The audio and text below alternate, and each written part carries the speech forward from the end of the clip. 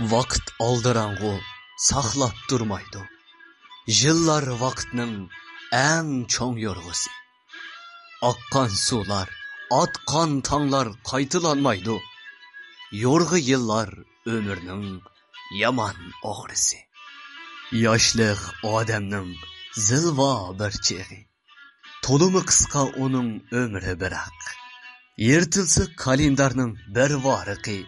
Yaşlıq gülüdün tökülüdü bir dal yopurmak. Yıllar meydanını tutup qaqaqlap gülme. Aldыңды qızırışdın artıq görümen ölümni. Qeritümen dep artıq köngül bölme. Ahirki cenge atap koyarmen oğlumni.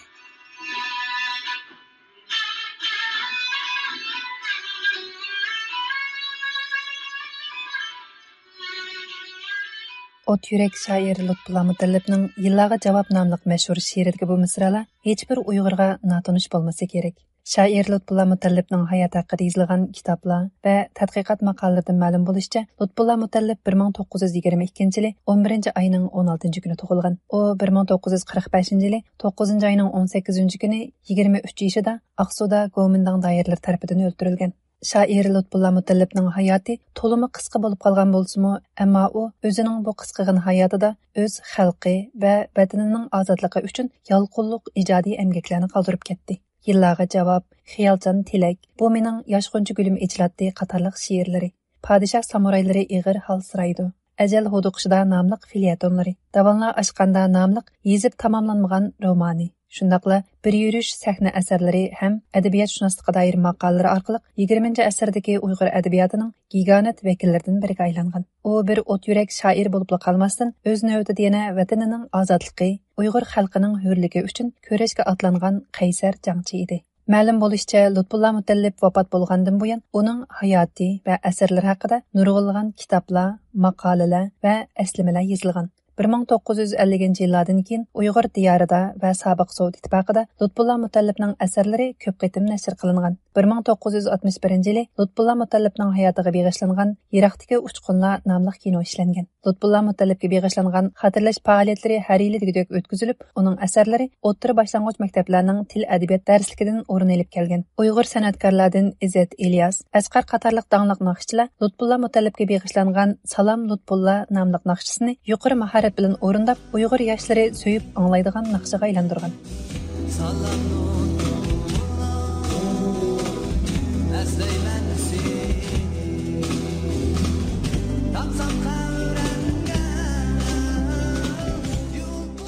Biz Lutfullah Mutallib tug'ilganligining 100 yillik xotirasi munosabati bilan muhojiratdagi bir qism adabiyot tadqiqotchilari va yosh shoirlar bilan bu haqda suhbat olib bordik. Dunyo Uyg'ur yozuvchilar uyushmasining raisi Abdushukur Muhammad apandi oldi bilan o'z qarashlarini biz bilan o'rtoqlashdi. Abdushukur apandining aytishicha, uning marhum onasi Zinnat Xonzunun Lutfullah Mutallibning ayoli Sofiyan Bayiz bilan ayni vaqtda Kuchada qo'shni bo'lib o'tirgan ekan. Shundaqla ular ikkisi 1930-yillarning oxirlarida Kuchadagi qizlar maktabida maktabdosh bo'lib o'qigan ekan. Abdushukur Muhammadning Onamning aslamalari nomli maqolasiga qaraganda, Abdushukur Muhammad kichik vaqtlarida onasidan Lutfullah Mutallib va uning sabdoshlari haqidagi aslimlarni anglab cho'ng bo'lgan ekan. Uning o'zimi keyincha Lutfullah Mutallibning asarlari haqida maxsus tadqiqot olib borgan. U Lutfullah Mutallib haqida mundaq dedi. Lutfullah Mutallib ikki qirliq odam desak bo'ladi. Ham shoir, ham o't yurak inqilobchi. Lutfullah Mutallibning she'rlarida bir xil jangovarlik bor. Hamda o't yurak inqilobchi deymiz. O't yurak inqilob degan vaqtida shu qisqagina bo'lgan hayotida bugungi davr yoshlarimizmi, ayni chog'dagi yoshlarimizni qilib boqmagan g'oyat zo'r bir g'oya bilan tashkilot qurib o'zining xalqini ozodligi, erkinlik uchun kurash qilgan, ham shundoqla hayotini bag'ishlagan bir inqilobchi. Bu nuqtadanmi Lutfullah Mutallibning hayoti butun Uyg'ur yoshlarga ulgu bo'la oladigan, o'g'inish ulgusi qilib tiklashga bo'ladigan bir shaxs deb qarashga bo'ldi. Yaqin zaman adabiyotimizmi shoirlarga boy.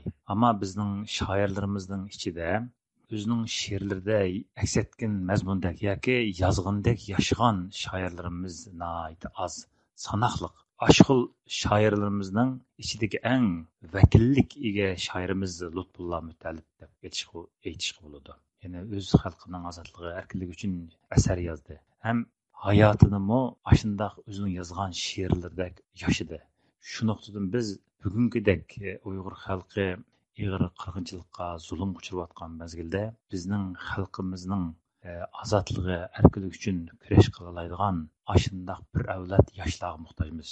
Lutfullah Mutalibning hayoti aşı yoshlarımızga ulgu bo'lalaydi. Lutfullah Mutalibning ruhi aşı yoshlarımızga ruh beralaydi. Şu noktadan Lutfullah Mutalibni xotirlash bugungi nihoyatda muhim. Dünya Uyghur Yazğıçılar Uyuşmasının muavin reisi, Erkan taxallusi bilan tanışlıq bolğan yaş şair Abduxabar Qadir bu vaqtda ziyaret. Nima uchun bu bir yosh bir insondan bu düşmanning shuncha qo'rqib ketganligini avlodlarga to'g'ri bir shaklda yetkazishimiz kerak. Türkiyədəki yaş şair İmran Sadayi, Lutfullah Mutallibning o'ziga ko'rsatgan ta'siri haqida to'xtalib mundaq dedi. Lutfullah Mutallibning mening qalbimdagi o'rni boshqacha. Men Lutfullah Mutallibning ruhidan shuni o'rgandim. Bir insan o'zining davosida bir yo'lni tanlab mangan bo'lsa, u yo'lga ishongan bo'lsa, chin aqidasi bilan yo'lidan tavrimay, butun zihni bilan, butun energiyalari bilan u yo'lga davom qilish kerak. Chunki millatga qilingan xizmat aslo zoya bo'lib ketmaydi. Ruhi o'yg'oq va jasur bir millatni kontrol qilolmaydiganligini, milliy ruhi o'yg'oq millatni yo'q qilolmaydiganligini dushmanlarimiz yaxshi biladi. Oldi bilan ilm ahli, yozuvchilarimizdan boshlangan bizningki qirilish, o'ltirilish, yo'q qilinish. Bular millatning yo'lboshchilari. Yo'lboshchisiz qolgan millatni oson yo'q qila oladiganligini, yo'lboshchisiz qolgan millat o'zligidan yo'qilish girdobiga mahkum bo'lganligini dushmanlarimiz bizdan burun va bizdan yaxshi tunib yetiglik. Shunga dushmanlarimiz oldi bilan hujumni yo'lboshchilarni chiqiradigan yozuvchilardan, ilm ahlilaridan, ulamolardan, nurg'unlagan yo'lboshlovchi bo'ladigan, ruhlarni uyg'otadigan yozuvchilardan boshlag'liq. Qurol tutgan qahramonlarimiz davrda dushmanlarni yo'q qiladi. Ammo qalam tutgan shaxslar, yozuvchilar, ilm ahllari bo'lsa, kelgusida shu dushmanlarni yana yo'q qila oladigan ruhlarni yetildirib chiqadi. Shundoq ruhlarni uyg'otib chiqadi. Bu vajdan dushmanlarimiz oldi bilan ruh uyg'otuvchi qahramonlarimizga, inqilobchilarimizga, yozuvchilarimizga hujum qiladilar. Abduxabar Erkan mundaq dedi. Yıllarga javobda deyilgan oxirgi jangga atalgan o'g'illari Lutfullah Mutallibning hozirgi tutqundagi shoirlar shu. Shoir bu she'rda shunday deydi. Yıllar meydanni tutib qaqaqlab kulma. Oldingda qizirishdan ortiq ko'raman o'limni. Qiritiman deb ortiqcha ko'ngil bo'lma. Oxirgi jangga atab qo'yarman o'g'limni. Bu misralarda deyilgan oxirgi jangga atab qo'yilgan o'g'illar hazır bu düşmanımız Xitay tarafından vatanimizde kurulan türmelerde yetivatkan şairlerimiz, yazgıçlarımız Lutfullah Mutallibning bu ahirki cengi atab qo'yilgan o'g'li muşula desek mençe xatalashgan bo'lmaymiz.